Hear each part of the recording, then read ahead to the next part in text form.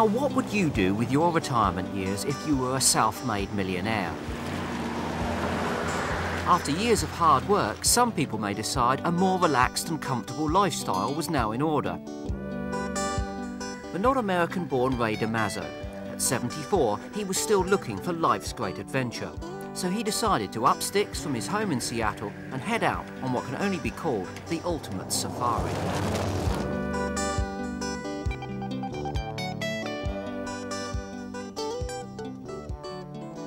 That's fabulous. Absolutely fabulous. You know, Kenya has been one of the most popular safari destinations for nearly 100 years. Initially, visitors used to come to hunt these animals. Now, of course, we come to watch them and to photograph them. And one of the best places to do so is here on the Maasai Mara. There's no doubt, though, that during the course of that time, the tourists have had an impact on the wildlife. And I'm also sad to say that more recently, they're having a devastating impact on the local community.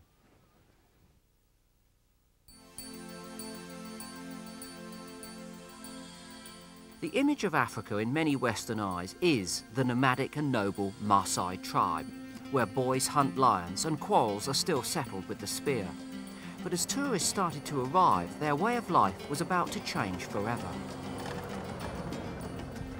You know, wherever you go in Kenya, there are enterprising locals. And one of the things they sell in particular are these colourful beads. They're world famous. I always like to buy something, contribute something to the local community. But unfortunately, many tourists that come here have unwittingly left a legacy of disaster. And that's something that Ray and Gail have exposed.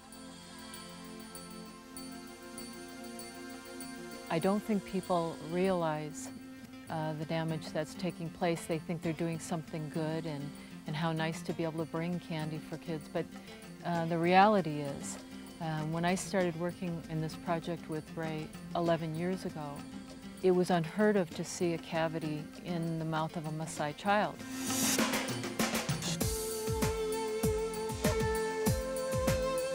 In areas like we are here, for the most part, when they get a toothache, they suffer with it. And on rare occasions, they will have it removed by a bush dentist. One man told me just yesterday that he had a tooth taken out with a pair of pliers, as you would have in a mechanic's kit. Ray and Gail first exposed this tourist time bomb several years back whilst on vacation. On a continent where dental hygiene often amounts to picking one's teeth with a frayed branch, sugar is the mouth's worst enemy. So gifts of confectionery from millions of visitors are a very bittersweet offering to Maasai children. Ray, what's the matter with this little guy? Well, Chris, this little boy represents the problem we've been talking about. I would estimate he's 5 years old. He's already had 3 or 4 of his baby premolars removed, which should be in his mouth until he's 11 or 12 years old. He has 2 teeth in his mouth now with cavities, and he's only 5 or 6. These kids have access to tourists, and they're right off the main road to the second gate, the main gate into the Maasai Mara. And tourists come by here and give them sweets. Ray, it couldn't be anything else, but this is definitely down to sweets. It's not another dental problem that's inherent in this population. You know, the older I get, the less sure I am of anything in this whole wide world, but I would say 95% of all of these problems are the sweets that are brought in. Only because I have a history of looking at lots of these Maasai kids, and they never had decay until they were importing sweets by tourists into the neighborhoods here.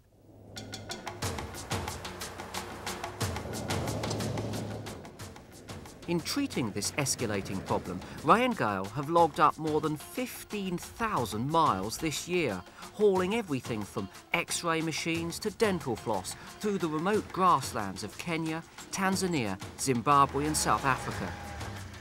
But this isn't without its complications, as I was very soon to find out. Okay, now tighten up on the cable.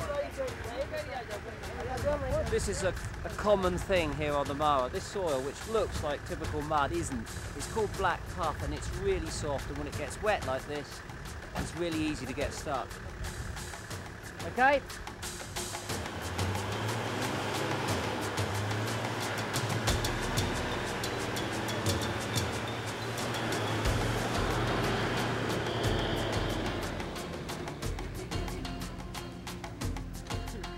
My gosh, can you imagine? We got out of that thing.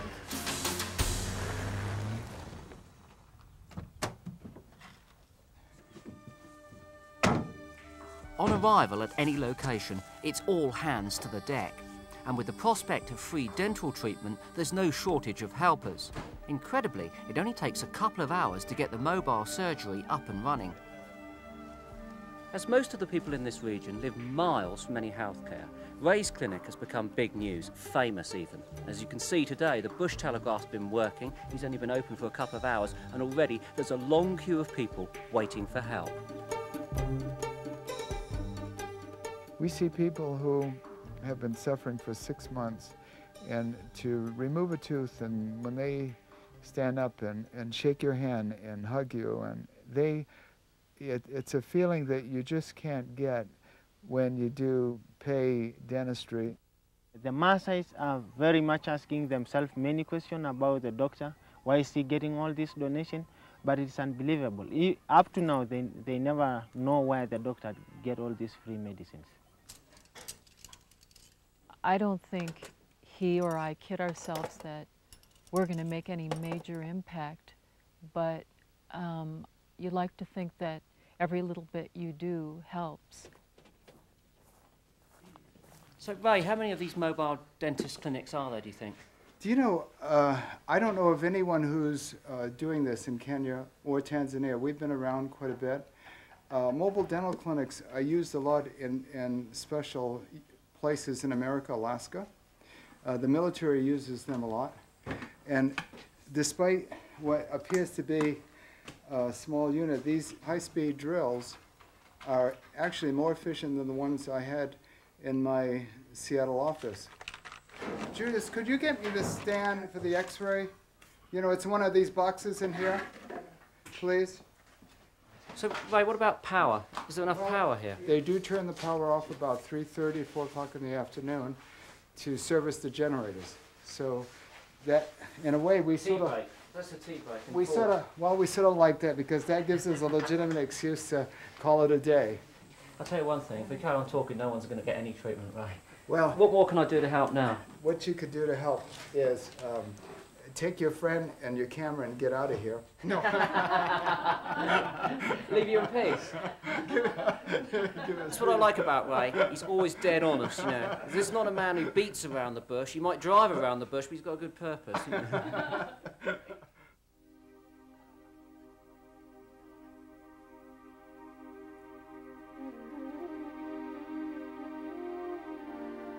The Maasai were the last group of people to migrate into Kenya, but their nomadic pastoral lifestyle allowed a rapid expansion, and by 1800 they'd established themselves right across the Rift Valley. This being the case, many of the children whose teeth have been destroyed by the tourists' sweets live many miles from doctors and dentists. So Ray and Gail regularly treat children who walked up to 60 miles in baking heat to get their help. So Ray, this is the result of all of that problem. Yes, this little girl we saw 2 days ago, and she had a real big swelling on her lower right, cellulitis, and when I looked in her mouth, I could see a badly infected first baby molar. Can we take a look inside? And... Sure. As you look in the mouth, you can see the big cavity in that first... Oh, look at that. See it? And look at the other side. Yeah, another one the same. Same thing. And the sad thing is this tooth is supposed to be in the mouth until she's 12 years old. Now, I'm going to... It's not good, right? To be honest, yeah, that's a bit of a mess, that mouth, isn't it? I really don't like doing what we're going to have to do, which is to give her some Novocaine and remove that tooth because, again, she's never been exposed to this kind of thing.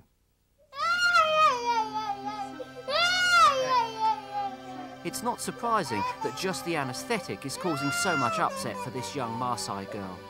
The last tooth she had extracted was similar to this sort of operation. It involved a bush dentist, most likely her mother, hacking out the decaying tooth with the point of an unsterilised knife and without any anaesthetic. A truly scary and horrific experience.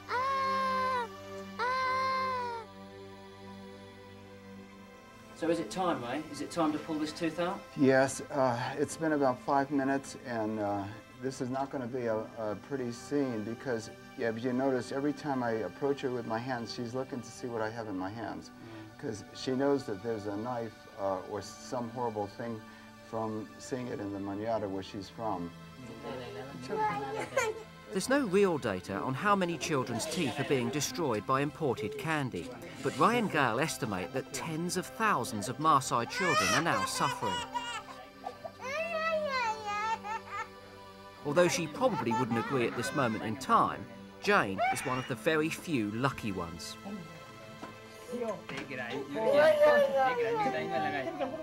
I think this is almost as hot on me as it is on her.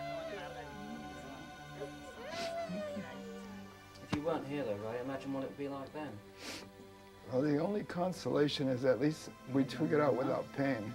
They would scream the same way with somebody with a knife, but this little kid is only 4 or 5 years old, and already all this suffering.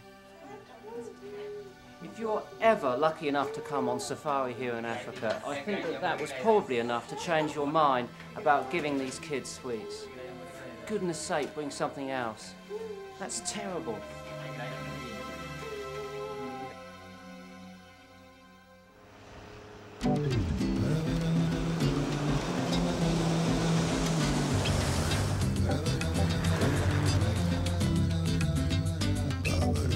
So, is there a simple solution to this African dental disaster?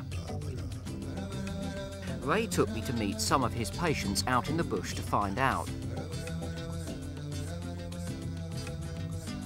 Ray, cure is what you've brought here with your mobile clinic.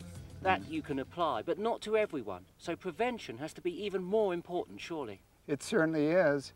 The only way we can finally get to the bottom of this problem is we have to cut the source of the candy coming into the Mara. And so this is what we're trying to get everyone to bring a pen or a pencil, which is something that is sorely needed.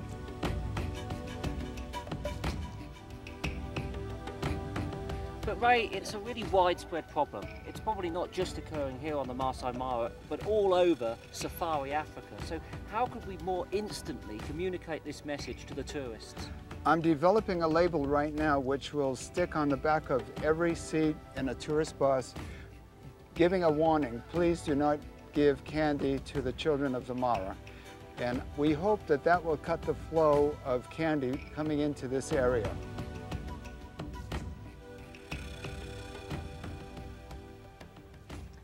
Look, I'll be honest with you. I've had the great good fortune to have been coming to Africa for many years now. And on lots of previous occasions, I gave sweets to kids. I had no idea whatsoever how much pain I was putting them in. I thought I was doing them a favour, making them smile. But they only